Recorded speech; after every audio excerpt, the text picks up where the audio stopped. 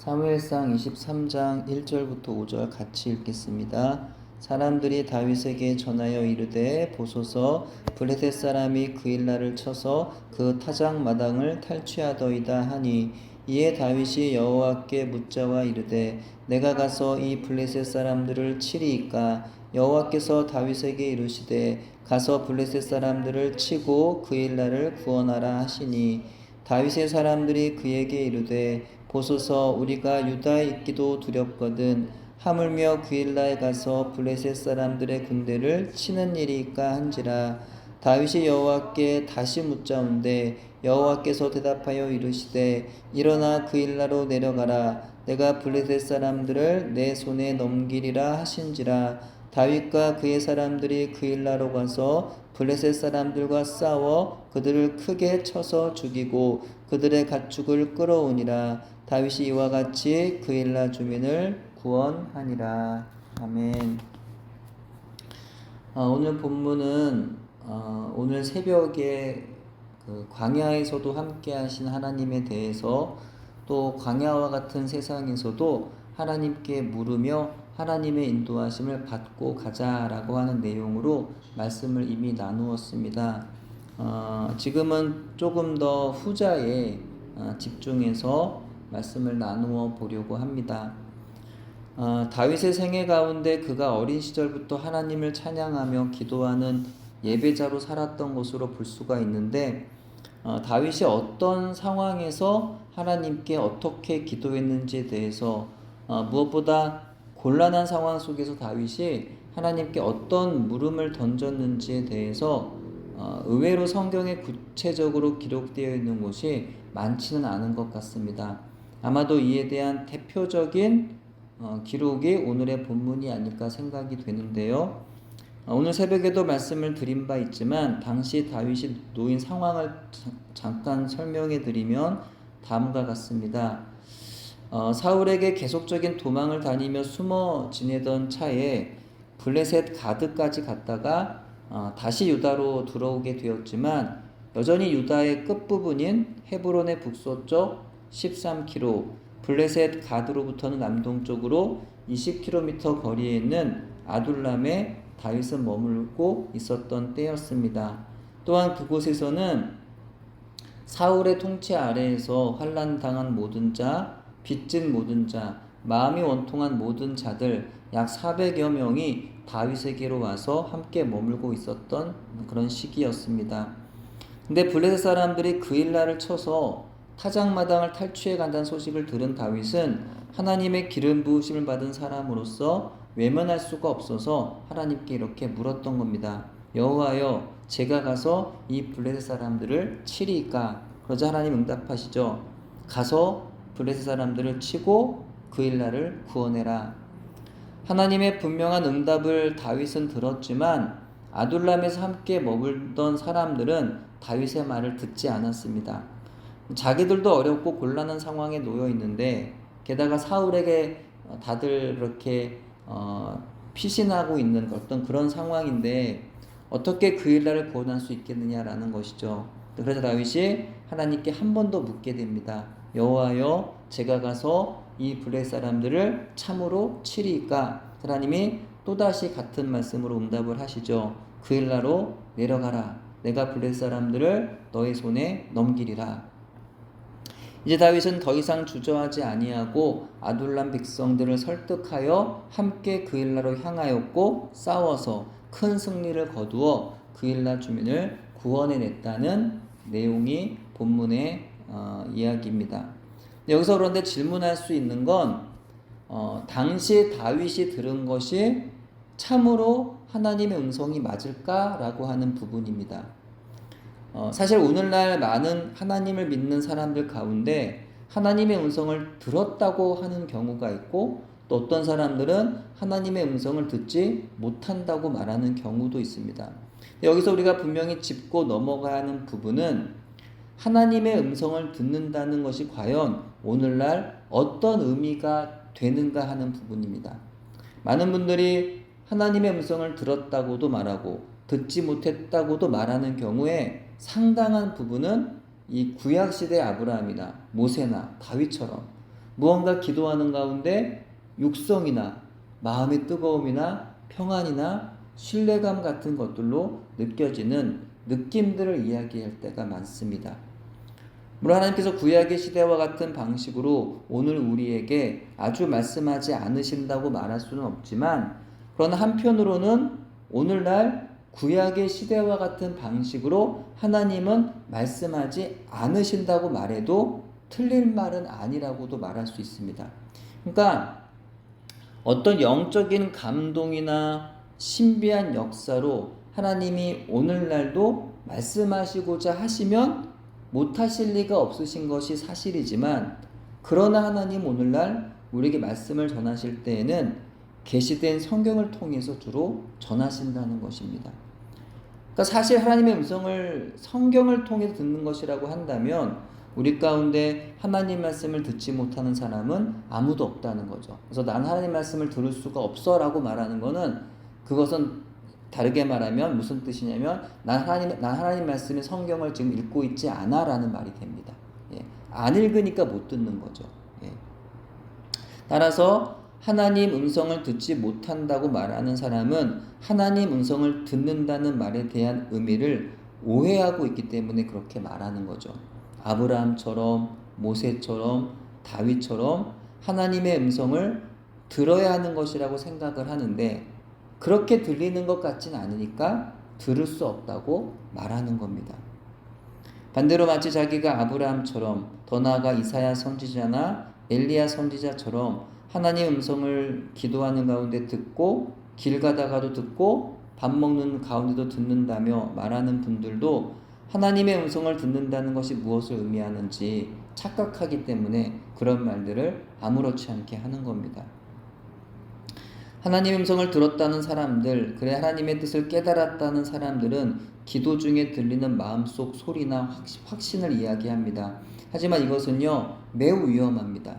우리는 하나님의 뜻이라고 한다면 절대적으로 순종을 해야 하는 사람들입니다.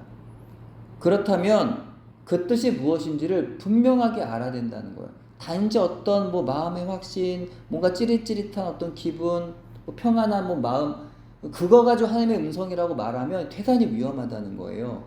예. 그러면 그런 기분이나 감정대로 다 그 하나님의 뜻이니까 순종해서 행해야 되잖아요. 물론 그렇게 해서 그렇다고 해서 행하지도 않을 뿐더러 또 그런 거에 따라서 함부로 행하는 것도, 말하거나 행동하는 것도 상당히 위험하다는 겁니다. 그 뜻이 무엇인지를 분명하게, 확실하게 구별할 수 있어야 한다는 거예요. 하나님께서 내가 기도하는 중에 주시는 생각이나 어떤 감정적 확신으로 말씀하신다면 우린 자주 영적인 미궁에 빠지게 되는 것이고, 더 큰 문제는 교회 안에서 이런 사람들이 생겨날수록 큰 혼란이 일어나게 된다는 겁니다. 흔히 나는 하나님 음성을 A로 들었는데 저 사람은 B로 듣고 저 사람은 C로 듣는 경우가 너무 많다는 거예요. 근데 다들 자기가 음성을 들었다는 겁니다. 그럼 교회가 제대로 이렇게 온전하게 설 수가 없는 거죠. 기도 중에 하나님께서 제게 자매님과 교제하기를 바라신다고 말씀하셨습니다. 이렇게 말하는 형제들의 경우를 우린 과거에 여럿 볼 수가 있었죠. 하지만 문제는 하나님께서 그 자매에게는 그런 음성을 들려주시지 않으셨다는 겁니다. 그러면 둘 중에 누가 하나님 음성을 제대로 들은 걸까요? 저런 명확하지 않은 걸 함부로 하나님 음성을 들었다느니 하나님의 뜻이라느니 하는 말 해서는 안 된다는 거예요. 그것은 자기 생각이고 자기 주장일 뿐 하나님을 말씀하신 적도 없고, 따라서 하나님의 뜻도 아니라는 겁니다. 때론 이 기도에 있어서 외적인 증거라는 것을 이야기하시는 분들도 계십니다. 첫째는 다른 사람들의 말이고, 둘째는 환경입니다. 내가 기도하던 가운데 들었던 확신이 있는데 몇몇의 다른 사람들이 내가 확신했던 것과 같은 동일한 말들을 하는 겁니다. 그리고 내가 기도하던 방향으로 길이 열리는 겁니다. 그러면 그것이 바로 하나님의 뜻이지 않을까 생각하게 되더라는 거죠. 목회 길을 놓고 고민하며 기도하고 있는데 갑자기 지도 목사님에게서 야, 너는 목회자가 되는 게 좋을 것 같아. 그러더니 며칠 후는 또 놀랍게도 한 자매에게서 형제는 목회 길을 가야 할 것 같아요. 라는 말을 연달아 듣고 혹시나 하고 지원한 신학대학원에서 합격 통지서가 날라오면 그것이 하나님의 뜻인 것 같다 생각하게 되는 겁니다. 하지만 이런 일들은 하나님과 무관하게 충분하게 일어날 수 있는 일이기 때문에 이런 상황들을 이유로 몇몇의 사람들의 말로 인하여 하나님의 뜻이라고 말할 수는 없다는 겁니다. 그렇다면 우리는 하나님의 음성을 왜 그렇게까지 들으려고 하는 걸까요? 무언가 신비한 체험을 원해서인가요? 뭔가 뜨거운 어떤 영적인 체험으로 인해서 내가 만족하기 위해서인가요? 아니면 내가 내 신앙이 이만큼 된다라고 하는 것, 나도 이런 경험이 있다라고 하는 것을 자랑하고 싶어서인가요? 아니면 뭔가 하나님과의 관계가 지금보다는 뭔가 좀 이렇게 익사이팅한 한 감정적인 어떤 그런 기분을 원해서 그래서 그러는 건가요? 아니면 나도 누구처럼 영적으로 이 정도 위치에 올랐다고 하는 그런 기분을 느끼고 싶어서인가요?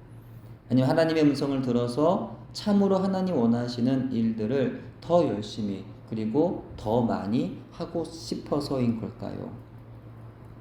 우리가 하나님의 음성을 듣고 싶은 이유는 여러 가지가 있을 것입니다. 그 중에 하나는 아마도 우리가 하나님의 뜻을 알고 싶기 때문일 것입니다.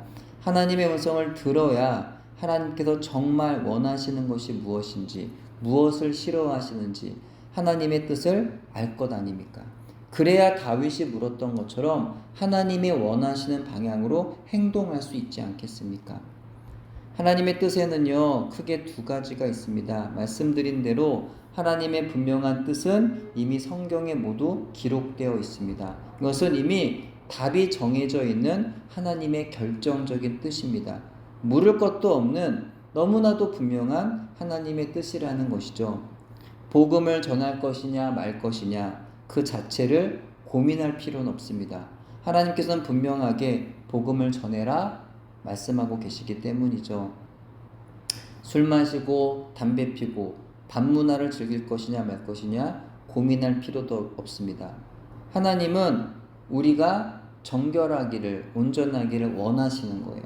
하나님 우리를 하나님의 거룩한 백성으로 택하셨고 우리의 몸이 거룩한 성전이라고 말씀하고 계시기 때문입니다. 불신자와 결혼을 해도 되느냐 하지 말아야 하느냐 물을 필요가 없습니다. 이미 하나님은 불신자와 멍에를같이 매어서는 안 된다고 말씀하셨기 때문이죠. 이혼을 해도 되느냐 하지 말아야 하느냐 역시 물을 필요가 없습니다. 이미 하나님은 남자가 부모를 떠나 아내를 얻어 둘이 한 몸을 이루라 결혼을 명령하셨고 하나님께서 하신 명령을 사람이 나누지 못한다고 말씀하셨기 때문입니다.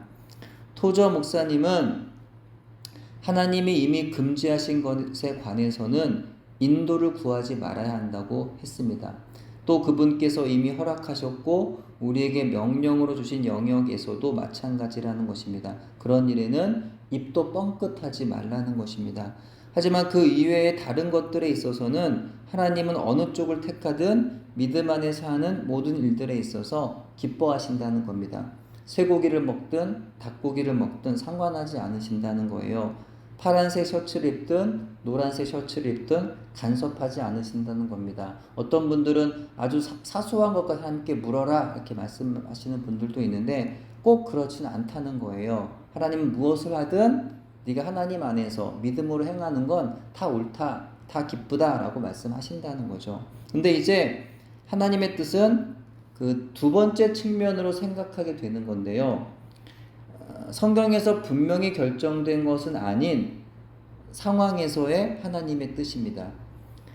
삶의 구체적인 선택의 순간에서의 하나님의 뜻을 고민하게 되는 순간이 우리에게 있는 건데요. 성경 그 구체적인 상황들에 따른 세세한 행동 방식까지 가르쳐주고 있지는 않더라는 거죠. 이를테면 복음을 전한다는 것은 두말할 필요 없는 하나님의 뜻이지만 언제 어떻게 누구에게 전해야 하느냐 하는 것은 그런 구체적인 선택에서는 하나님께 기도하면서 그분의 인도하심을 받아야 한다는 겁니다. 또 결혼을 한다면 누구와 해야 하는지, 뭐 이혼을 하면 안 된다고 말씀했지만 또 이혼을 해야 하는 어쩔 수 없는 상황에 맞게 놓이게 되면 이걸 어떻게 해야 되는지, 진학할 수 있는 학교의 선택지가 여럿이 있을 때 어느 학교로 가는 게 주님 원하시는지, 자녀를 둘을 낳았는데 하나 더 낳자고 하는 남편의 말에 자기는 반대하지만 주님의 뜻은 어떠한지, 이사해야 되는데 어디로 이사해야 하는지, 직장을 그만두고 싶은데 하나님은 그런 나에게 뭐라고 말씀하시는지, 성경이 하나하나 자세히 가르쳐 주진 않기 때문에 하나님의 뜻을 물어야 하는 상황들이 벌어지더라는 거죠. 그래서 신앙생활이라는 것이 한편 쉬운 것 같지만 어려운 것이고, 또 우리의 신앙이라는 것이 어느덧 많이 자란 것 같지만 또한 아직도 모자란 부분을 느끼게 되는 것도 이런 이유 때문일 것 같습니다. 하나님의 음성을 들으려고 많은 시간 하나님 말씀을 듣고 기도하며 삶 속에 적용하며 살아와 이제 하나님의 뜻을 많이 안다고 생각할 때도 있지만 어느 순간 아무것도 모르겠다고 하는 상황에 놓이는 당황스러운 경험도 하곤 하기 때문입니다. 하나님은 이사야 선지자를 통해서 우리에게 말씀하셨습니다. 이사야 48장 17절입니다. 나는 내게 유익하도록 가르치고 너를 마땅히 행할 길로 인도하는 너의 하나님 여호와라. 하나님은 우리에게 우리가 마땅히 행할 길로 갈 수 있도록 인도하시겠다고 약속해 주시는 거예요. 그러니까 우리의 마음이 하나님의 뜻 행하기를 간절히 원하고만 있으면 하나님은 우리의 마음 그 중심을 보시고 우리가 가는 그 길이 교만하고 우둔하며 죄악된 길이 아니도록 하나님께서 기뻐하시는 길을 가게 되도록 반드시 인도해 주시리라는 겁니다. 그러니까 잘못된 길을 선택할까봐 너무 근심하거나 두려워하지 않아도 된다는 거예요. 그 어느 책에서 그런 이런 어떻게 보면 좀 재밌는 이야기인데, 하나님께서 세상을 창조하시고 또 아담에게 이제 선악과를 먹지 말라고 말씀하시는데, 그 말씀하셔서 어떻게 말씀하시냐면 이 중에 선악과가 무엇인지는 알 수 없다. 너가 기도하면서 잘 분별해봐라. 뭐 이렇게 말씀하셨다는 거예요. 그 책에서는. 그러니까 이 아담이 막 고민을 하는 겁니다. 뭐 이렇게 열매를 먹을 때마다 고민하는 거예요. 이것이 하나님이 원치 않으시는 선악과일까? 이것이 그런 선악과일까? 막 고민하던 끝에 너무 그러다 보니까 아무것도 못 먹는다는 거예요. 그러다가 너무 배고프고 너무 허기가 져서 하루는 하나님께 기도했다는 거예요. 하나님, 제가 여기 제 눈앞에 있는 이것을 먹어도 되는 겁니까? 이게 선악과인지 아닌 건지 말씀해 주세요. 이렇게 막 기도했다는 거예요. 또 하나님의 음성이 들리는 것 같았다는 거예요. 그래서 그러는 가운데 자기 앞에 있던 그 나무의 열매 하나가 뚝 떨어졌다는 겁니다. 그래서 하나님 감사합니다. 하나님 응답해 주셔서 감사합니다 하고 그걸 먹었다는 거예요. 먹고 난 하나님 나타나시더니 아담을 막 책망하시는 거예요. 나는 너에게 말한 적이 없다. 이러면서. 그러니까 이 예화가 어떤 이야기냐면 하나님은 우리에게 그렇게 하나님의 뜻이라는 것을 그렇게 막 모호하게 해놓고 우리를 막 헷갈리게 하시는 분이 아니라는 거예요. 하나님 오히려 분명하게 하나님 뜻을 가르쳐 주시고 이 동산 중앙에 딱 세워놓고는 이거 선악과다. 먹으면 안 된다라고 분명히 말씀하시는 하나님 뜻을 분명히 가르쳐 주시는 분이 바로 하나님이시다. 그래서 우리가 너무 하나님의 어떤 그 뜻에 대해서 우리가 그것을 잘못할까봐 너무 근심하고 두려워할 필요도 없다는 거죠. 그래서 하나님을 정말 사랑하는 마음으로 기도하고 또 말씀을 붙들고 믿음으로 선택하면 하나님께서 그 길 가운데 올바른 길, 마땅히 행할 길로 갈 수 있도록 인도하신다는 거예요. 때문에 우리가 참으로 하나님의 음성을 잘 듣고 하나님의 뜻대로 살아가기 위해서 필요한 게 무엇일까요? 첫째로 우리가 하나님의 참 자녀가 되는 겁니다. 어느 날 어떤 사람들이 예수님께 이렇게 물었어요. 우리가 어떻게 해야 하나님의 일을 할 수가 있습니까? 예수님 말씀하시죠. 하나님이 보내신 자를 믿는 것이다. 그러니까 우리가 하나님의 뜻을 알아 하나님의 일을 하려면 무엇보다 먼저 하나님 보내신 예수 그리스도를 믿어야 하는 겁니다. 그 믿음 안에서 죄 용서함 받아서 하나님의 자녀가 되어야 합니다. 이 처음의 과정을 건너뛰고 하나님의 일을 할 수가 없는 거죠. 아무리 큰 능력을 행하더라도 그것은 하나님께로부터 온 것이 될 수가 없는 것이기 때문입니다. 둘째는 이미 알고 있는 하나님 뜻에 순종하는 겁니다. 예수님을 믿어 하나님의 참 자녀가 된 사람은 이미 하나님의 뜻에 대해서 알게 됩니다. 그러면 그 뜻에 순종해야 합니다. 알지 못하는 하나님 뜻에 대해서 고민하는데 시간을 보낼 것이 아니라 이미 알고 있는 하나님 뜻에 순종하면서 살아야 한다는 거죠. 이미 하나님께서 구체적으로 가르쳐 주신 영역에 아무 관심을 가지지 않으면서 구체적으로 가르쳐 주시지 않은 영역에 이르기까지 하나님의 인도하심을 받는 것이 무슨 의미가 있겠냐라는 거죠. 예를 들어 우리는 매일 주님과 기도로 만나야 한다는 것을 너무나 잘 알고 있습니다. 하지만 어떤가요? 우리는 날마다 하나님 앞에서 내가 얼마나 바쁜 사람인지를 말하죠. 얼마나 내가 피곤하고 힘든지를 말하고 있죠. 문제는 언제나 우리의 우선순위에 있더라는 겁니다. 아무리 바빠도 사랑하는 사람 만날 시간 있고 아무리 바빠도 밥 먹고 잠자며 좋아하는 게임하고 TV 볼 시간은 있더라는 거죠. 관건은 내가 정말 하나님을 사랑하느냐, 하나님을 만나는 시간을 좋아하느냐 하는 문제라는 겁니다. 나에게 하나님 만나는 시간이 얼마나 소중하고 중요하냐 하는 부분이라는 거죠. 세 번째는 아직 구체적으로 알지 못하는 삶의 영역에 대한 하나님의 뜻을 기꺼이 받아들이려는 자세입니다. 이것도 순종의 문제인데요. 사실 우리가 구체적으로 알지 못한 영역들에 대해서도 10중에 8구는 이미 하나님께서 말씀을 통해서든 사람을 통해서든 하나님의 선하심을 알고 있는 나의 지식을 통해서든 알게 하십니다. 문제는 내가 거기에 순복하느냐 하지 않느냐 하는 거죠. 다시 돌아와서 다윗의 경우를 생각해 보면은요, 다윗이 하나님께 물었습니다. 여호와여, 제가 가서 이 블레 사람들을 치리이까? 그 당시 다윗이 하나님께 물었던 건 어떤 그 구체적인 상황이 벌어졌기 때문이죠. 아마도 다윗이 이렇게 물었던 건 블레셋이 일반적인 형태의 군사 행동을 한 것이 아니었기 때문일 겁니다. 그렇다면 물을 필요도 없이 가서 싸워야 되겠죠. 물론 이 부분에 있어서도 다윗은 한낱 도망자 신분이었기 때문에 다윗이 할 일은 아니기도 했지만 말입니다. 그러니까 두 번째로 다윗이 이렇게 물을 수밖에 없었던 것은 그만큼 당시에 유다를 다스리던 사울이 왕의 본분을 다하고 있지를 못했기 때문입니다. 사울이 블레셋의 수탈의 소식을 듣고 그가 군사를 이끌고 가서 블레셋을 쫓아내고 그의 나라를 구해 주었다고 한다면 다윗이 이렇게 고민할 필요도 없었다는 거죠.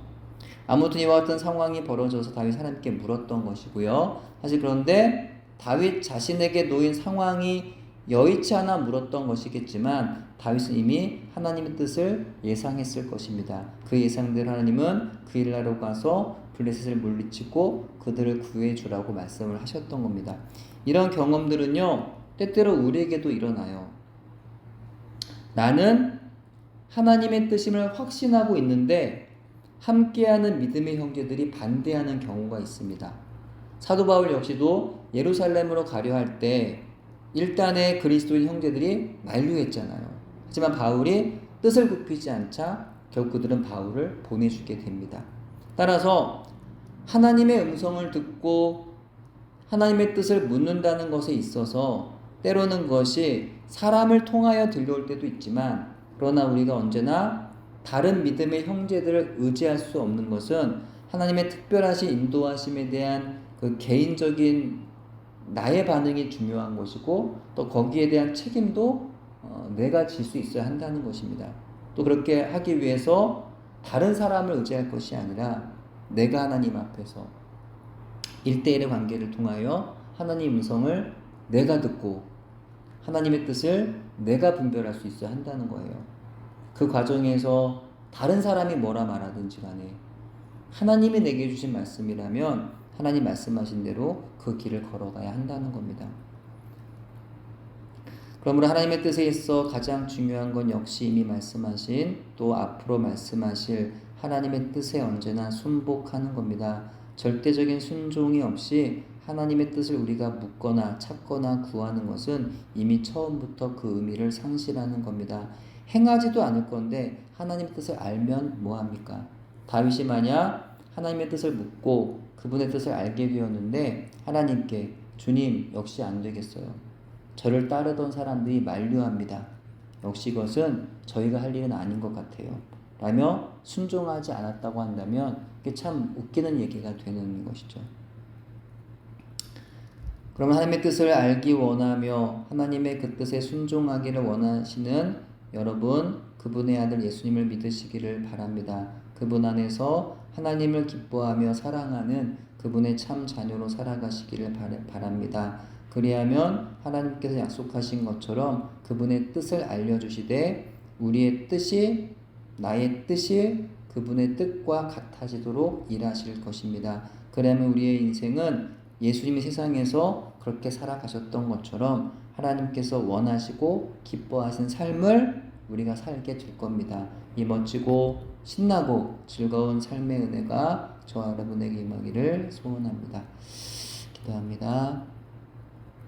거룩하신 하나님 아버지, 하나님의 음성을 듣기 원하고 하나님의 뜻을 알기 원합니다. 먼저는 예수님을 믿음으로 죄 용서함의 자유와 평화를 누리게 하시고 이로 인한 기쁨으로 하나님을 찬양하는 저희가 되게 해 주옵소서. 그 은혜 가운데 우리에게 말씀으로 들려주시는 하나님의 음성을 들어 하나님의 뜻을 깨달아 그 뜻에 순종하는 삶을 살아갈 수 있도록 인도해 주옵소서. 예수님 이름으로 기도합니다. 아멘.